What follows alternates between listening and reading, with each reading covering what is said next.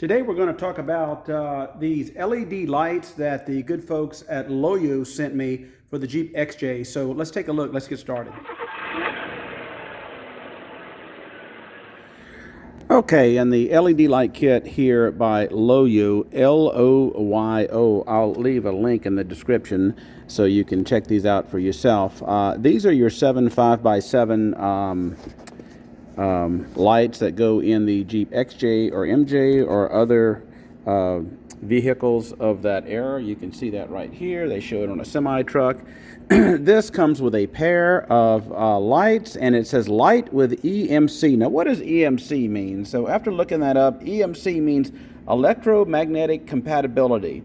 And what that means is that this unit will not disturb any other equipment that may be in the vicinity that is sensitive to electromagnetic impulses. So also a couple of other features on these lights is that it has the anti-flicker circuit built in, so you don't have to buy that separately.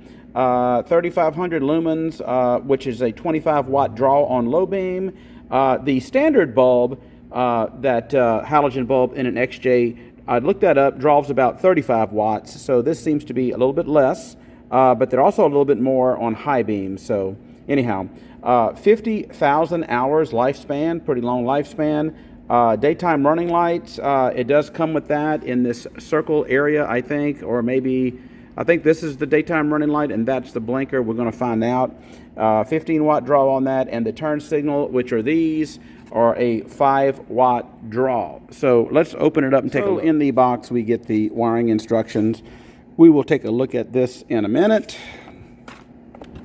And let's take them out here. There we go. Looks like some type of wiring adapter there. Let's pull the actual bulb out. Okay.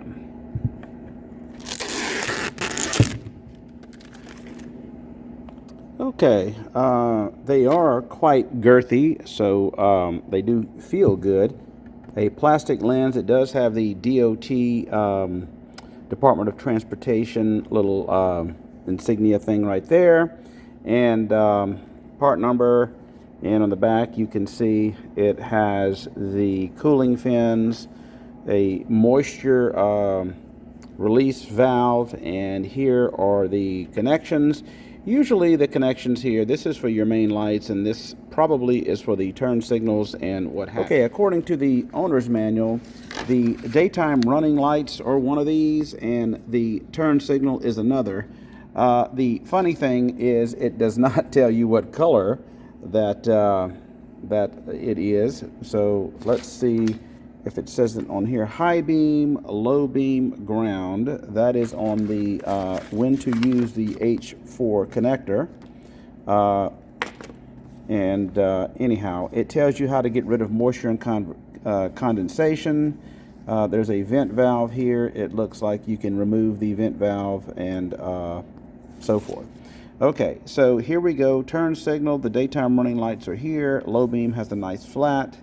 We're going to check all this out. All right, first thing we're going to do is bench test it. So I've got my old trusty Radio Shack 12-volt power supply connected. So what we're going to do is the yellow is, according to the owner's manual here, is the low beam. So we are going to turn that on. So the low beam, it looks like it's illuminating this and the lower unit there. It is extremely bright, by the way. All right, now I've got it, the power connected to the red. That should be the high beam, and it now illuminates both the bottom and the top. It looks like everything's illuminated at this point. And I've got the power wire connected to the lower green one there. Let's see what that does. The lower green one is the turn signal.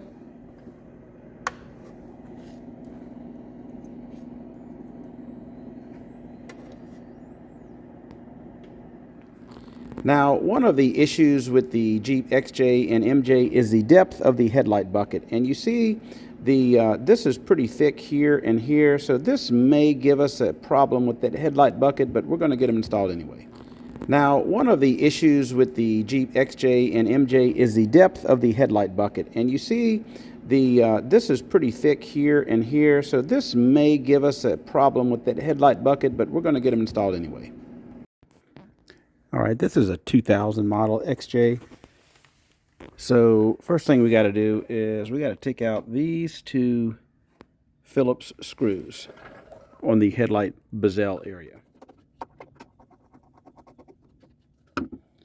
All right, once you get those screws out, let's see, we don't want to lose them. This bezel should just lift right out.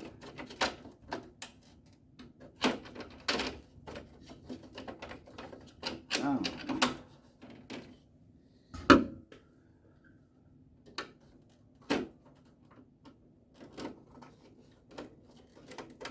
Okay, and then there's some little tabs right here that you gotta kind of go out and pull on. See, these right here, don't break these here and here. All right, once you get that out, you've got these retainer Phillips screws to take out. You've got 4, 2 and 2. So we're going to go ahead and take these out.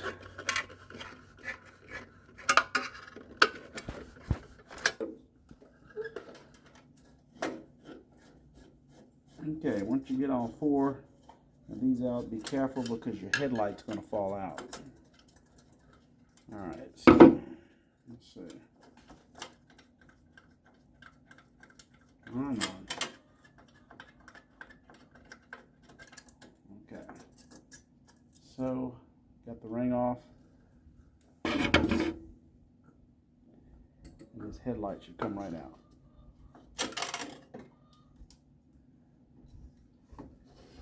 Okay. So, I'm going to show you something. So once you get the headlight where you can reach the connector plug, you've got to take this plug and pull it off. Now this one came off pretty easy because I have lubed this up a couple of years ago with some dielectric grease, but you may not be so lucky on that with yours, so just be careful for that. Okay, so here comes a moment of truth. The thickness of these aftermarket LED lights sometimes are an issue. You see how the OEM ones, they taper down at a sharp angle here. These kind of roll down, you see, and they go up and then over. This one pretty much goes straight. So this is usually where the problem is on inside of the little aluminum housing. Let's check it out. So I'm going to test fit this to see if this will go into that housing, and it does. So this unit here is much better than the last one that I tested that would not go into this housing. This one fits really good in there, so I think it's a win on this one. So while you are at it and you have the ability to get to those electronics, I am going to clean these connectors with this electronic cleaner, and I'm going to put a little dielectric grease on there. It will make removing it for the next person, or even for me in the future, a lot easier. Okay, now you got to make a decision. You got to make a decision whether or not you want to hook up these front turn signal lights. I'm not going to do that, although it would be fairly easy. In order to do that on an XJ, you would have to take this front, you have to splice into one of these wires on one of these bulbs and splice it into that. You can also splice in the daytime running lights. I'm not interested in that on this, but it seems like it would be a cool option if that is the kind of thing you're into. So all I'm going to do is go ahead and plug in this. It is a plug and play. I shouldn't have to do anything other than plug it in, I hope. See, plugs in really easy.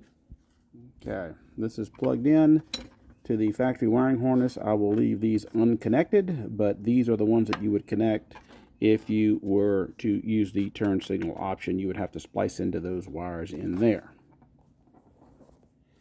And the install procedure is a reverse. You will need to tuck these wires back up in there and get this light set up in there so it will have the wiring harness. One more thing, this is a like the look of a Ford Bronco. If you take a look, and I'll try to put a picture right here of what a Ford Bronco looks like. The Ford Bronco has like a little circular thing and this right here. So pretty interesting take. Then you just take and screw your retention ring back on. Okay, we've got the retention light in. And again, I'll say it again, unlike the other lights I have tested in the past, these fit without any modification. They fit nice in the headlight bucket. So other ones you would have to cut the headlight bucket in order to get the cooling fins to fit. This one you didn't have to do any of that. Now, before I put the bezel on, I'm going to go turn the headlight switch on to make sure that it works. On the low beam, the bottom one should illuminate. Let's check.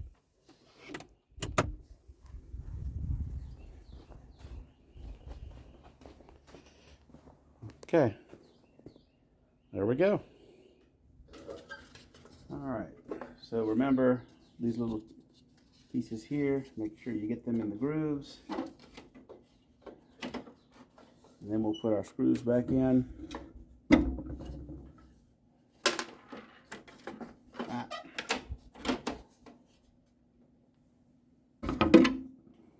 All right, there's the look.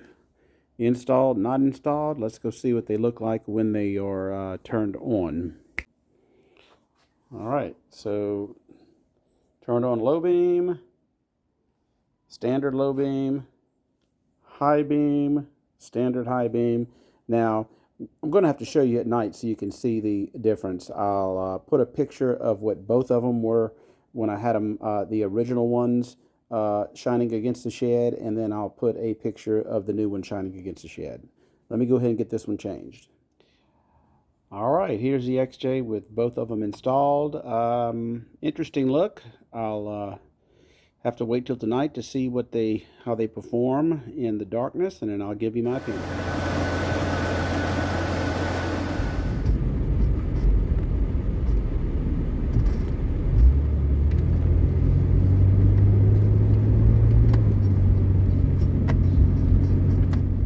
Okay, these are going to be the stock units there.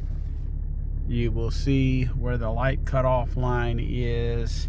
So let's get out and see what they look like outside.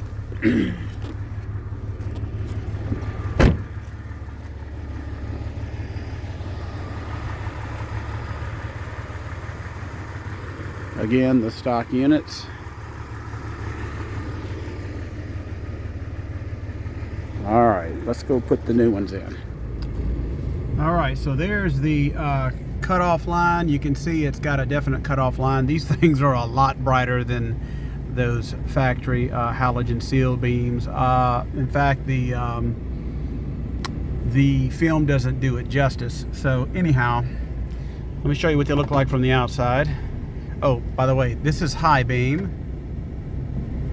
and regular standard beam.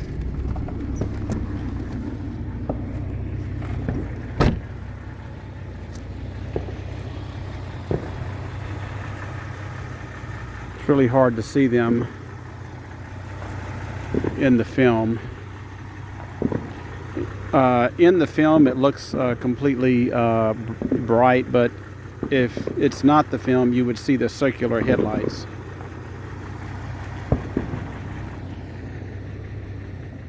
Well, I've been running these lights for a few days now. I really like them. They're extremely bright. So I think these are a pretty good value. Again, they're a direct plug and play. They work great. They fit really good in the XJ or MJ housing, which some of the other lights, aftermarket lights you find out there, just do not work well. They don't fit, thus requiring modification. So hope this helps y'all make a great and informed buying decision. Y'all have a great day.